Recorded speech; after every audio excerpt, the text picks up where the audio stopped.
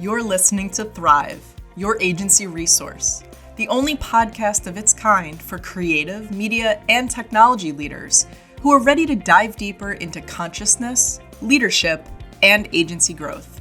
I'm your host, Kelly Campbell. This year, Thrive is brought to you by E2M Solutions, a trusted white label partner to hundreds of digital agencies across the globe. Visit e2msolutions.com/thrive today.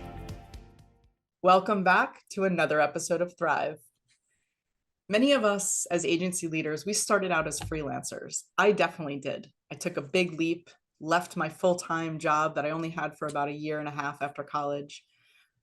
But making that decision to freelance, it really brings the sense of freedom, right? But the independence also comes with a sense of loneliness sometimes. Some of that's because we don't get the constructive feedback that we would on a team, or we've lost the feeling of belonging to some kind of group. And it's also hard to find the resources that we need to grow. So that's what we're going to talk about today. I'm joined by Kyle Prinsloo, founder of Freelance Fam, which is a platform for web designers and developers. It offers both one-on-one and community engagement, lots and lots of exclusive resources. So you can find out more about that, freelancefam.com. Kyle, thank you so much for joining me on the show today. Kelly, that was, first of all, a fantastic intro, and I think you nailed it. And yeah, thank you for having me. It's an honor to be here. I know that we have a similar origin story in terms of freelancing, leaving maybe an initial job and then moving into freelancing. So I would love to hear a little bit more about what drove you to realize that the same need that you had as a freelancer was something that was shared by so many other developers and web designers. Yeah, I think that's a great question to start. So I think it started with an initial frustration, right? And the frustration was a lack of funds, a lack of finances. And not only that, but I also wanted to have more freedom, play tennis when I wanted to, or golf, or go on vacations or whatever, and not ask permission to do that. And I mean, if you combine those two together, that's like a strong desire. And if I can zoom back, I would say it started in 2015 when I was freelancing on the side. I had a marketing manager role. And yeah, I mean, I wasn't earning enough, and I was working long hours. I mean, you would know in like senior roles, a bit more is expected of you, right?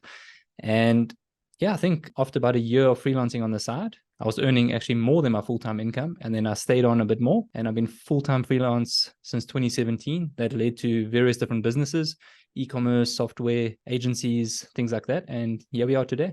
So it's interesting because I had again, I said our stories are a bit similar. I had the full-time job and I was freelancing on the side, and exactly the way that you just put it, at the point when I started seeing that my salary or my income from freelancing was meeting and then slightly exceeding my W-2 salary from the company, that was my indication, oh, I can do this, right? So for people who are still kind of in that boat, they haven't taken the leap yet. I'm curious, how did you go about getting some of those initial clients? So my very first client, and it's actually quite an anomaly, but anyway, I'll share it, right? So it's not the typical friends and family sort of approach, which is perfectly fine. I went on Fiverr and I noticed there was a very saturated market. So instead of offering web design services, I sort of flipped it around, right? I offered a $5 conversion rate optimization report. So like a website analysis report. Uh-huh. And this guy who bought it got the $5 report. I tried to over deliver. And eventually I upsold him to $100 wireframe. And then I upsold him eventually to $1,000 website, and then $1,000 per month marketing retainer, and then various different websites from him, and then various different websites from his friends. So that $5 turned into multiple five figures, and amazing. So that was a big success story from my side, but I do know that it's very rare to do that. So that's basically my start into the freelancing world. Mine is just as rare. So this is kind of a fun conversation. Whoa. I didn't do the friends and family thing either. I'm going to date myself because I'm a bit older than you, but I opened up the phone book and started with the businesses in my local town and started at A. And by the time I got to C, I already had 3 meetings booked. 3 meetings turned into clients. And those were the first 3 clients I had for my freelancing business. That's actually impressive. I don't It think I've never actually worked heard of someone say that they got clients from the phone book. So when nobody was doing it before, right? And this is again yeah. just because of the time frame. Yeah, when no one was doing that, this was the first time that someone had approached them and said, "Hey, are you building an email list? Hey, do you have a website? Does that website allow people to subscribe to that email list, or does it have e-commerce?" Mm, People were like, "What? This is some far out concept." So yeah. amazing. So when you left, you started freelancing, you finally got that permission that you were giving yourself, right, to go play golf or tennis. Did you feel like there was a little bit of loss in that experience? Meaning, now I'm not around people in an office anymore.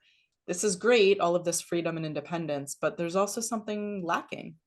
Yeah, again, a great question. So at the time, I just sort of didn't, it sounds a bit weird to say, but I didn't really have time to think. I just had to focus on doing the business and running the business and trying to make it work, right?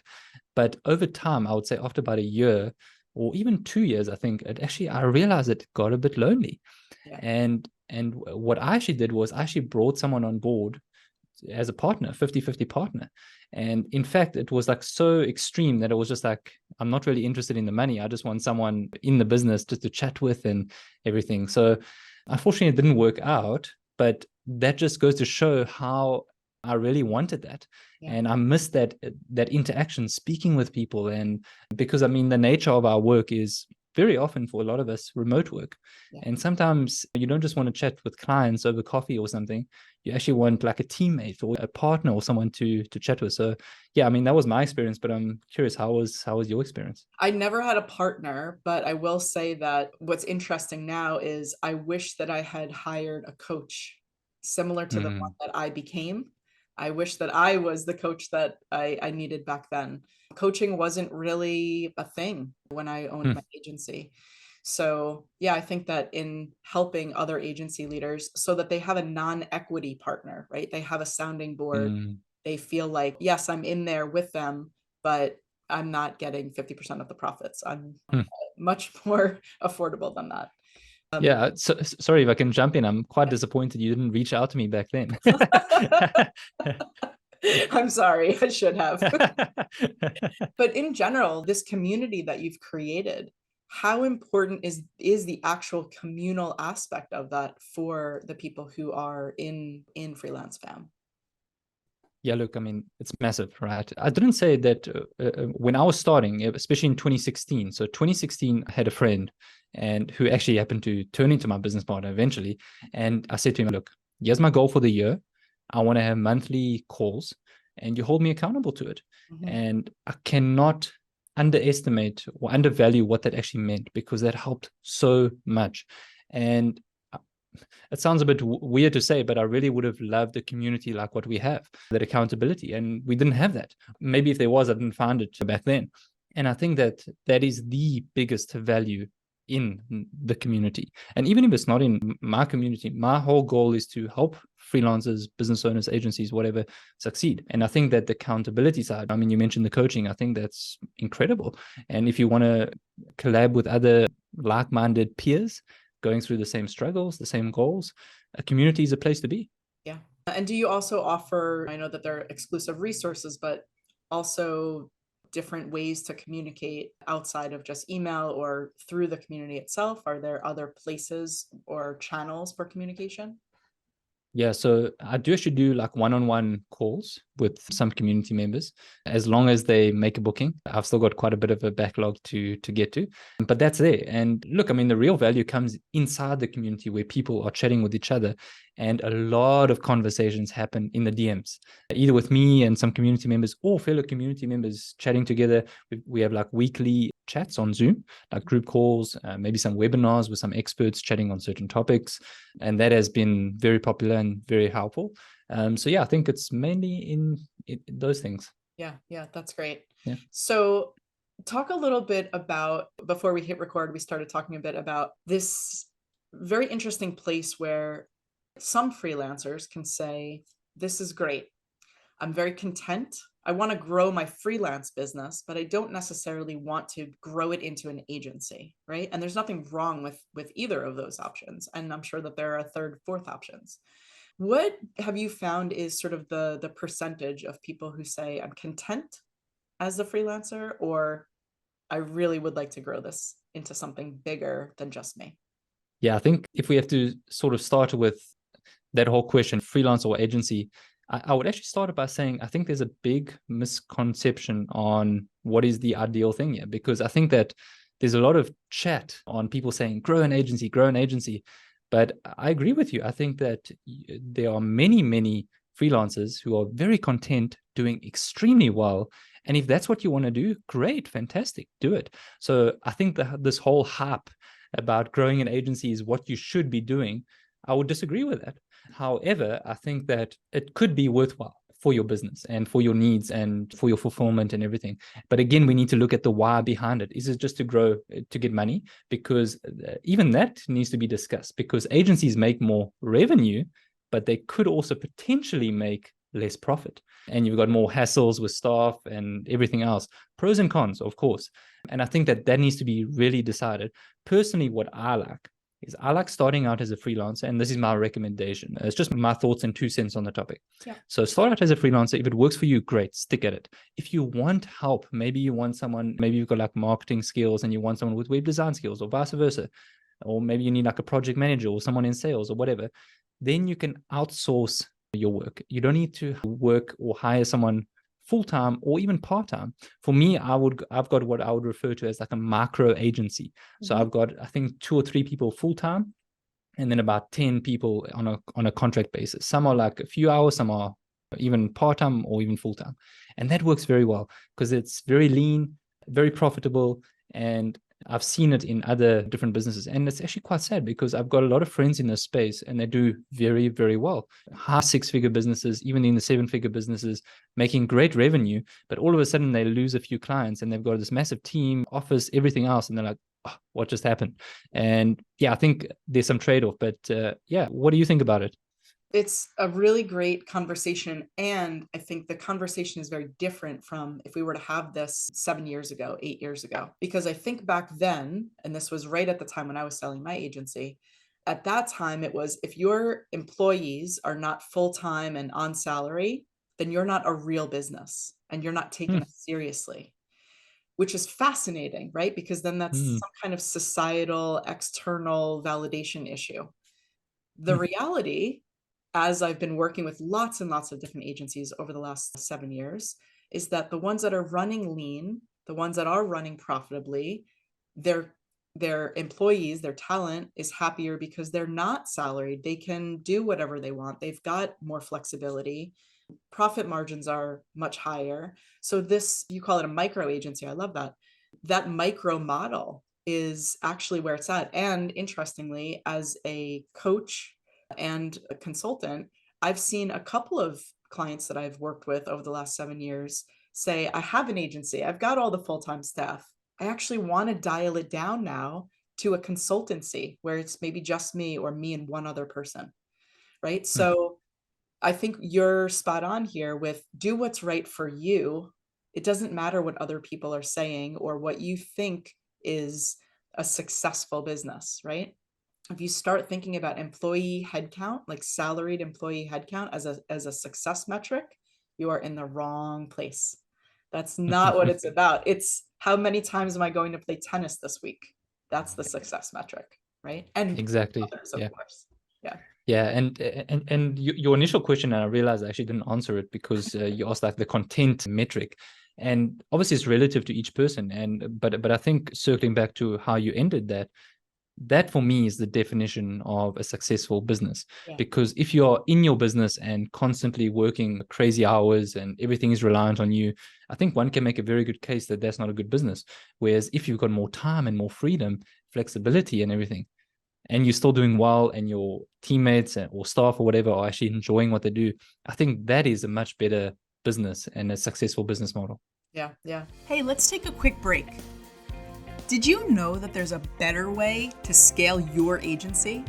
Whether it's web design, development, e-commerce, content, SEO, or even hosting, E2M is the reliable white label partner you wish you knew about years ago. Personally, I'm proud to partner with E2M because of our alignment in values and ethics. Head over to e2msolutions.com/thrive to learn more. Now, let's get back to the show. So, speaking about your micro agency, from a marketing standpoint, how have you been marketing that? Obviously, that's separate from Freelance Fam, but how have you been marketing that and what have you been finding successful? Yeah, so a lot of referral clients and word of mouth over the years. So, okay, so if I can split this, I think the first 2 or 3 years was a grind.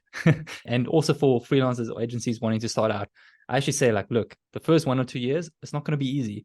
Yes, it could be easy, but the reality is that's where it gets hard. That's where you need to invest in ads, SEO, outreach, things like that. After year 2 or 3, eventually clients should hopefully come to you. Your brand should be built, more referrals, things like that. And that's basically what happened with me.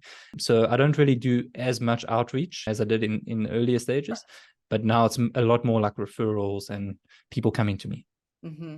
And also some land and expand. So existing clients that need additional work. Yeah, things like that. Okay. And for someone who has started out as a freelancer and now they've grown their agency, they've maybe have, like you said, several full-time employees, maybe some part-time, maybe a bit of contract employees.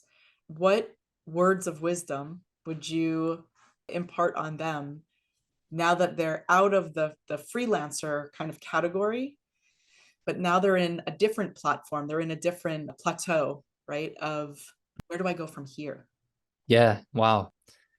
So I think the whole journey of freelancing and agency life and business life, it really is a journey. And I think that some people have let me say, their why defined before they start. Some people, it gets more defined as they go. And I think that it's important to actually take like every year to do an analysis and to reflect on the current year and then where you go from there. And it might very well be that you might realize, like, look, scaling and growing from 10 to 20 or from 20 to 50 is not really what I want to do. Maybe I just want more flexibility, or maybe I want more profitability, whatever. But the one thing that I will mention is that I have noticed that when it comes to agencies, a big problem is just because year 2 and 3 and 4 and 5 were good, it doesn't mean the next 5 years are going to be good. So I think that I sort of like the approach of assuming the worst but planning for the best. and and a lot also deals with that financial planning and being lean, because we've seen, I'm sure you've also seen it in your industry, Goliaths of the industry, people with 100, 200, 300 plus staff members, and all of a sudden something happens and the business sort of collapses and a real big struggle. So I think don't think that because you're big, you're too big to fail. It happens all the time. And try and mitigate that risk, but also enjoy the journey, because it's just a business. It shouldn't define you and your identity. Yeah. It's a really good point that you're making. And I think this kind of also comes back to the mix, the diversification of your client roster, right? So just like you were talking about, in the one of the first 10 agency clients that I had as a consultant, early on, they were working with a pharmaceutical company, and they had about 120 staff full-time in office prior to COVID. And the pharmaceutical company, basically the budget got cut down to an eighth of what it had been. And that pharmaceutical company was representing about 60% of their revenue. So in one day, they had to cut almost half of the entire agency. Think about the impact of morale. Think about just operations. Yeah. I mean, you can barely service the rest of the clients now with that few staff. So anyhow, yes, I think it's important. Don't put all of your eggs in one basket. And if you find that you've got one client that is really taking more than, I would say, even 15% of your sort of revenue split here, or accounting for more than 15% of your revenue, really think about diversifying that. If it's getting into like the 40-50% range, something has to be done really pretty immediately, because you don't want someone else having that much power over your business. Then it doesn't matter whether you're freelancing or not. Someone else is still a person that you have to ask permission for, right? Yeah, that's such a great tip, and probably underrated too, because my general advice when it comes to clients, and it might not seem ideal, but anyway, here's my advice, is assume every client that you sign up is going to leave. So think of it when they leave, not if they leave. Uh-huh. And then try and mitigate as much as possible and plan accordingly. The other thing is, and it actually goes a little bit deeper, what are you doing about growing your business, right? Because it's very easy to keep existing clients happy, but assuming that clients are going to leave, what are you doing to bring in new clients? And again, it works in that model of working in your business and not on it. And there are a couple of things to do. But the other point I wanted to mention, Kelly, is when it comes to a yearly analysis, a great tip that I learned from someone was to actually look at the type of clients that you have. Money aside, just look at the enjoyment factor. Yeah. Do you enjoy working with these types of clients? So let's say it's like legal and accounting and medical or something, and you decide, wow, these medical clients are a pain. Here's the beauty about it.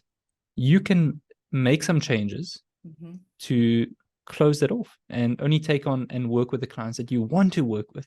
So I think that, yes, finances and everything are important, but we have to look at the other aspect of running a business, the freedom, the enjoyment, the fulfillment, and that type of thing. And I think that when we look at it through that lens, it can change the whole business. Yeah, that's a great point. That's really a great point, because I think especially in the first few years as a freelancer or young agency owner, no matter the size of the agency, you're taking on everything. You're saying yes to everything because, like you said before, it's a grind, right? So you don't feel like you have it's not safe to say no, right? Because I need that revenue. I have to support this first employee or something like that. You have a lot of power in this situation. I don't mean power in an unhealthy way. I mean, you have decision-making power, right? If someone says, oh, I really want to work with you, but they happen to be in the legal field, and you've already said, I'm not taking anyone else from the legal field because I haven't had good experiences, regardless of what's happening financially, stick to that, right? Like intuitively, for me, that's an intuitive knowing. I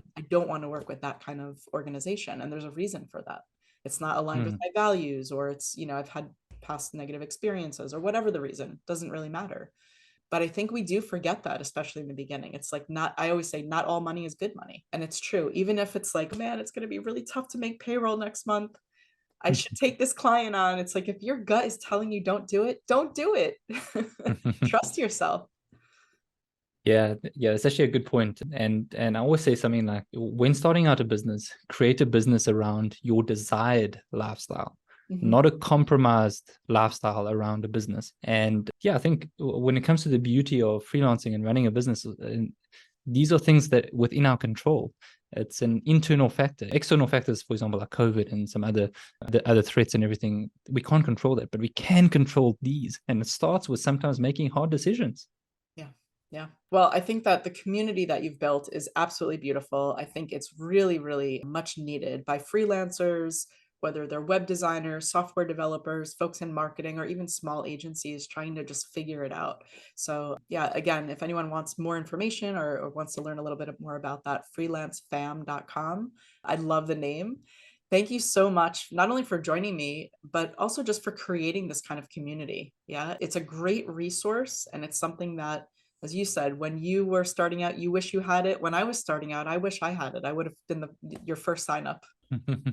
And thank you so much, Kelly. And I mean, likewise for you, if you let me know about your coaching, I would have signed up. But and in terms of the community, like, look, I really enjoy what I do, and I think a community is an extension of that.